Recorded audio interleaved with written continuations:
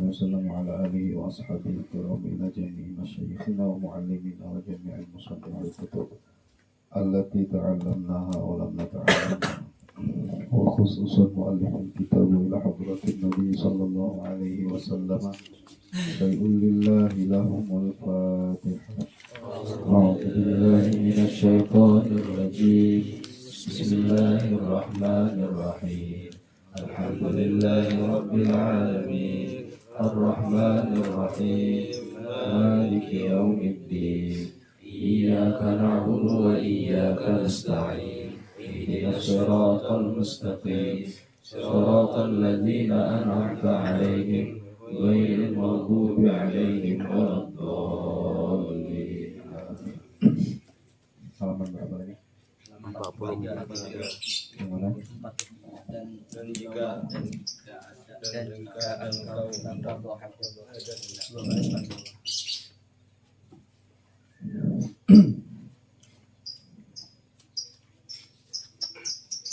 Dua baris 43 lah. Bismillahirrahmanirrahim. Alhamdulillahi rabbil alamin. Wassalatu wassalamu ala asyrafil anbiya'i wal mursalin sayyidina wa maulana Muhammadin wa ala alihi wa ashabihi rasulillahi ajma'in. Subhanaka la ilma lana illa ma 'allamtana innaka antal alimul hakim. Wa tub 'alaina wahdina wa waffiqna ila siratikal mustaqim. Adada kulli harfin kataba wa yuktabu abadal abidina wa dahrad dahirin la hawla wa la quwwata illa billahil aliyyil azim. La hawla wa la quwwata illa billahil aliyyil azim. Bismillahirrahmanirrahim. Qala al-muallifu rahimahullahu wa nafa'ana bi'ulumihi wa bi'ulumi masyayikhihi fid dharaini amin. Tsumma qala, dan jika ada engkau hendak qadha hajat di padang itu di tanah lapang, artinya tidak di dalam jamban atau WC. Ada berdinding tempatnya. Nah, kalau pas hendak qadha hajat di tanah lapang, maka hendaklah engkau jauh daripada penglihatan orang-orang.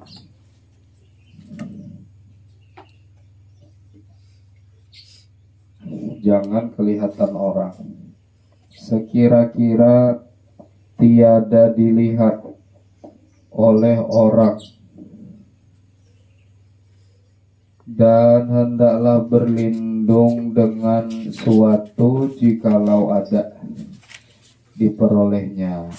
Namun ada, nah tetap disuruh ada berlindung di terlindung pohonkah atau apakah.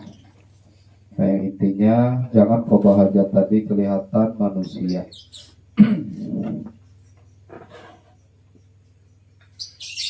Dan sunnah, jangan engkau berbuka auratmu dahulu daripada sampai kepada tempat duduk bagi qadha hajat itu. Jadi kada pas hendak qadha hajat kada langsung dibuka dulu gitu. Ada kadang orang masuk ke jamban buka dulu selawar tuh nyarbu jongkong. Nah, itu sunnahnya sambil sambil hendak berjongkok, sambil membuka. Jadi kada buka dulu aja, ditelanjang dulu, hanyar beristilah petangkai itu. Sunnahnya sambil berdiri, pas berdiri hendak berjongkok, sambil membuka selawar hendak qadha hajat. sunnah kayak itu. Dan jangan engkau hadap matahari dan bulan pada ketika qada hajat. Nah, hadapnya jangan ke arah matahari. Karena yang demikian itu makruh. Makruh itu dibenci dalam agama. Nah, qada hajat menghadap matahari, nah itu dibenci, dimakruhkan itulah. Dan jangan engkau hadap kiblat, nah kada boleh juga menghadap ke kiblat. Dan jangan membelakangkan akan dia, nah menghadap kada boleh ke kiblat, dan membelakangi kiblat juga kada boleh juga pada ketika qada hajat itu. Karena keduanya menghadap lawan membelakangi kiblat itu haram hukumnya. Nah, haram hukumnya. Ini kalau hanya sengaja buang air, ya sengaja buang air menghadap atau membelakangi kiblat, hukumnya haram, berdosa dia. Jika qada hajatnya itu di padang. Nah, di padang artinya tidak ada dinding yang membatasi di hadapannya atau di belakangnya itu tidak ada dinding. Nah, maka hukumnya haram. Qada hajat di tengah lapang. Nah, haram hukumnya marah ke kiblat atau membelakangi kiblat. Padahal tiada ada suatu yang mendindingi antaranya dan antara kiblat. Artinya kalau ada yang mendindingi kada haram. Dalam jamban kada haram hukumnya. Atau diulahnya dinding, nah kada haram juga. Yang haram itu kalau qada hajatnya di tengah lapang. Dinding yang dimaksud itu sekira-kira tingginya 2/3 hasta. 2/3 hasta manusia. Nah itu kira-kira tinggi dindingnya tanah 2/3 hasta.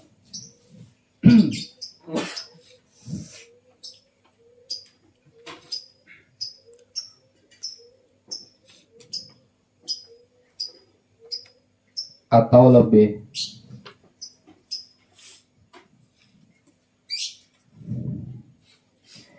Atau, nah itu ukuran tinggi dinding. Amun inya dindingnya sekilan, itu kada maunya belum dihitung dinding, masih hukumnya haram. Atau dinding yang demikian itu tetapi ada dindingnya tinggi ya dindingnya, tapi antara orang yang qada hajat dan antara dinding itu jauh lebih daripada 3 hasta. Nah dindingnya tuh jauh daripada 3 hasta, nah juga hukumnya haram. Nah sehasta itu saya inilah ini lah setengah, berarti semeter setengah kurang lebih. Terlalu jauh dindingnya itu nah.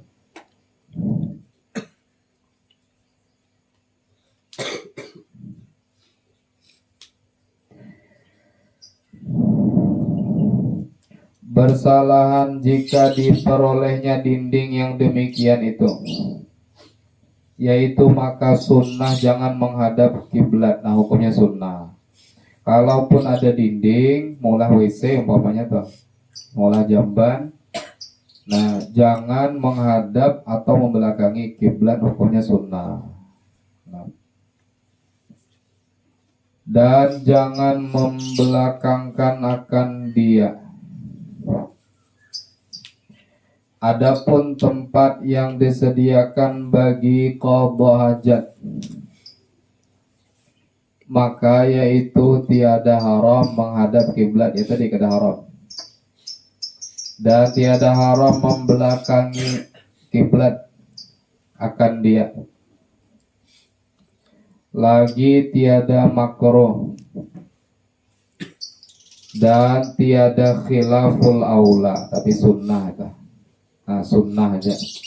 Artinya kada haram, kada makruh juga.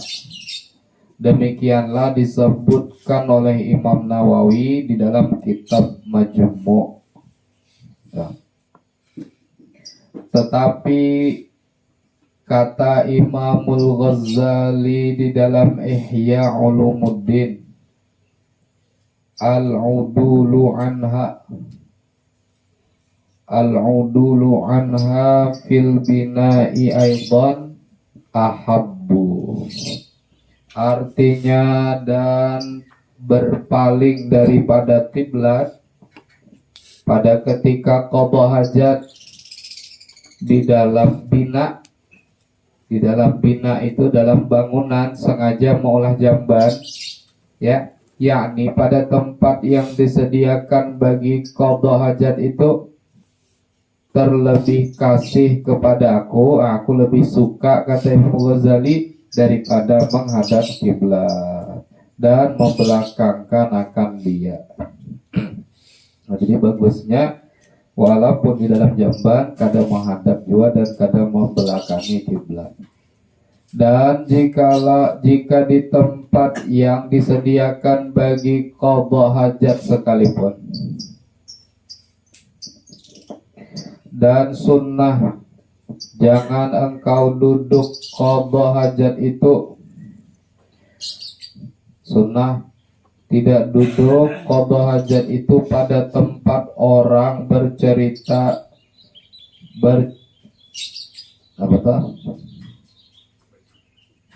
pada tempat orang bercerita-cerita.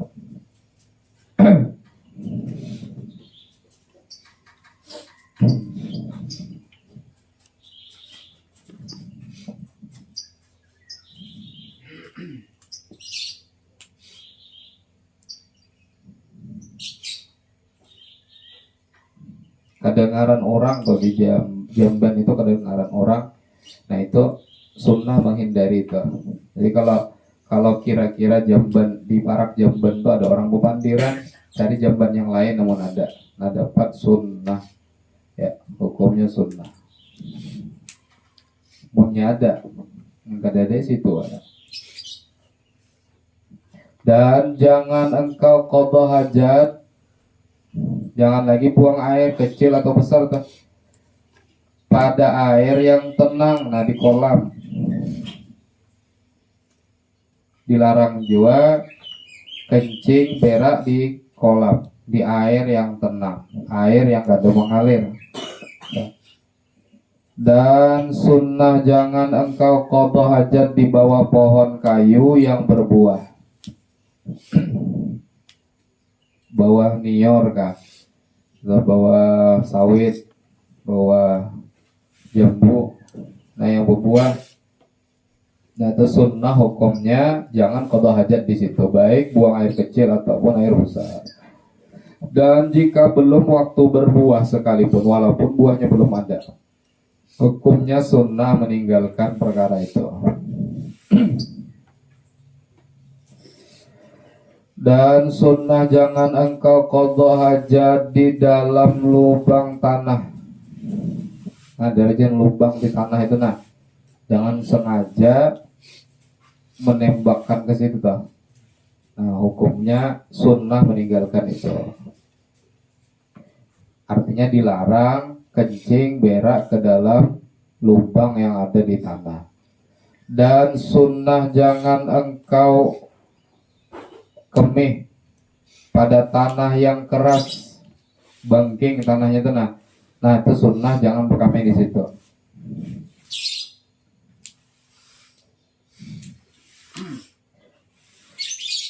Karena ada alasannya. Dan pada tempat angin yang berhembus, nah jangan berkemih di tanah yang keras.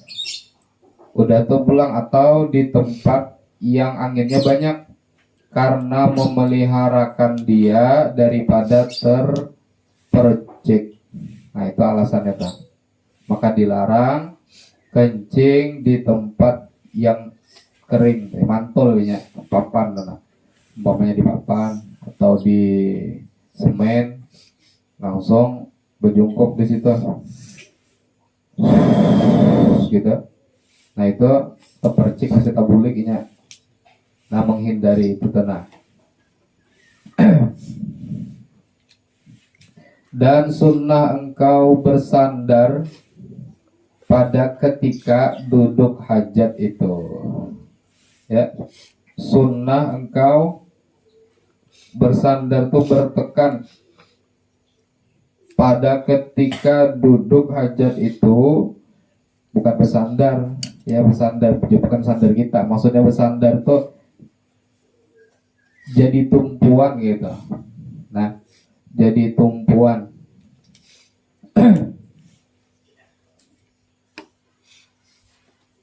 Bersandar pada ketika duduk hajat itu, bersandarnya atas kaki yang kiri. Nah itu sunnahnya, maksudnya kaki kiri menjadi tumpuan, ya, bukan bersandar kayak ini. Maksudnya kaki kirinya itu jadi tumpuan ketika qadha hajat. Bebannya itu, nah beban badan kita ini itu numpuk di kaki yang kiri. Dan jangan engkau kemih padahal engkau berdiri. Nah dilarang juga bekame berdiri, apalagi bebinian. Dengar bebinian lah. Nah jangan bekame berdiri lagi.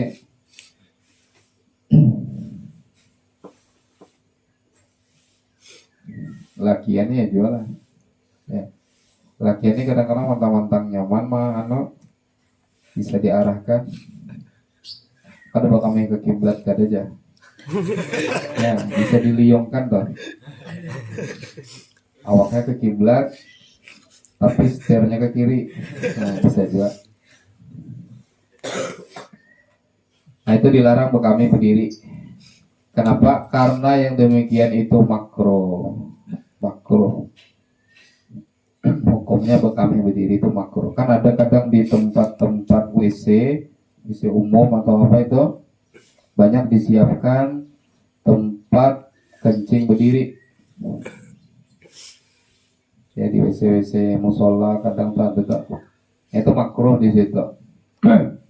Melainkan jika ada uzur lain, hukum lain lagi. Kalau ada uzur, kalau ini ada uzur, kada makruh lagi, hilang hukum makruhnya, maka yaitu tiada makruh.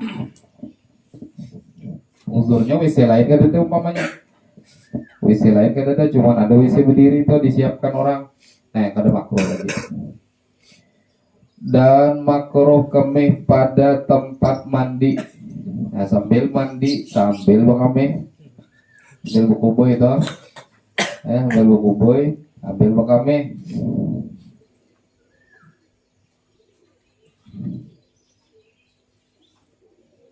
Makruh tu lah. Apalagi mandi belumba, mandi bekunyong sekalian tuh lah. Nah hukumnya makruh. Jadi sambil bercibuk tuh mandi di manakah? Sambil mandi sambil bekame situ hukumnya makruh. Karena bersabda Nabi Sallallahu Alaihi Wasallam, kata Nabi, la yabulanna ahadukum fi mustahamihi summa yatawaddau fihi fa inna ammatal waswasi minhu. Artinya jangan berkemih seseorang, jangan berkemih salah seorang kamu pada tempat mandinya. Tempat mandi berarti kada wadah berkemih itu wadah mandi. Kemudian maka mengambil air sembahyang di dalamnya. Wadah mandi itu kan wadah ngambil air sembahyang. Jadi wadah berkami ada WC, atau tempat berkami, tempat biira. Kalau bak mandi tempat mandi tempat mengambil air sembahyang.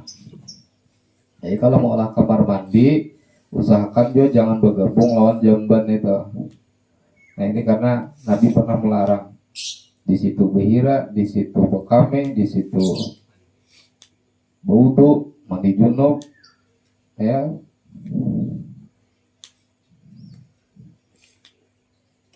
Jadi lain kan wadahnya tuh. Nah, wadah mandi lain, wadah qadha hajat juga lain. Maka karena kebanyakan was-was itu daripadanya. Nah, itu salah satu yang maulah kita itu was-was, ya. Salah satu yang bisa maulah kita was-was, ragu-ragu, kada percaya diri atau kada kurang kuat keyakinan pendirian. Nah, itu salah satunya bakame di wadah mandi, bakame di wadah berwudu. Nah, itu. Melainkan jika ada tempat itu lubang yang mengalir. Nah, lain lagi. Kalau tempat itu mengalir airnya tuh, artinya amun kita bakame turun banyunya. Ya, amun kita labang orangnya tadi mandi turun juga banyunya, terbuang juga banyunya. Nah, maka dan kemih itu di dalamnya yaitu tiada makruh. Itulah tiada makruh.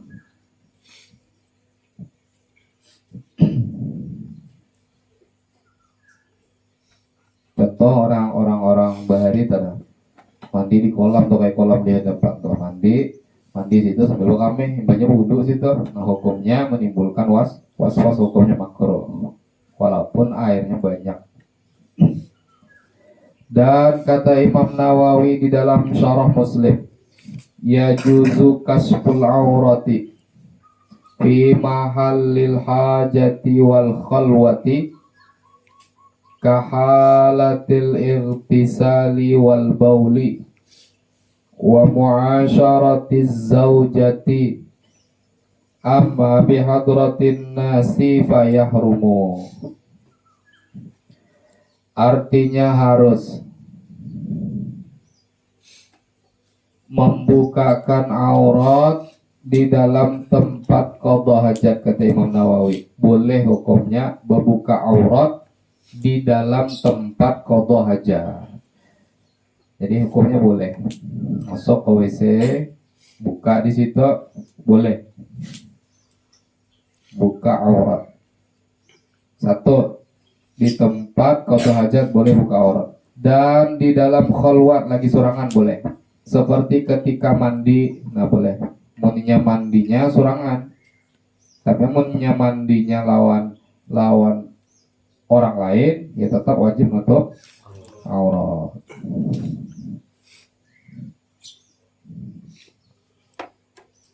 Mandi surangan boleh, tapi kalau mandi dengan orang lain wajib nutup aurat. Ya aurat laki-laki sesama laki-laki antara pusat dan lutut. Aurat perempuan sesama perempuan antara pusat dan lutut. Jadi haram tuh bila mandi beumbayan pakai selawar handap, hukumnya haram. Pakai selasan yang menutup antara pusat dan lutut tadi. Dan ketika kencing, contohnya jamunya kencing sorangan boleh dibuka. Dan ketika jima akan istrinya, nggak ada buka kayak apa. Adapun pada hadapan manusia, nah ada manusia, ada orang lain. Arti manusia itu berarti lain kambing, lain lambu, lain semut, ya manusia, maka yaitu haram. Nah, jadi haram hukumnya buka aurat depan manusia. Jadi mau ada orang kawan mau buka aurat depanmu, mungkinnya menganggap kau kada manusia. Antara dua kada kambing lambu, gitu. Apa tuh buka aurat aku ini manusia tuh. karena hukumnya haram buka aurat depan manusia. Adapun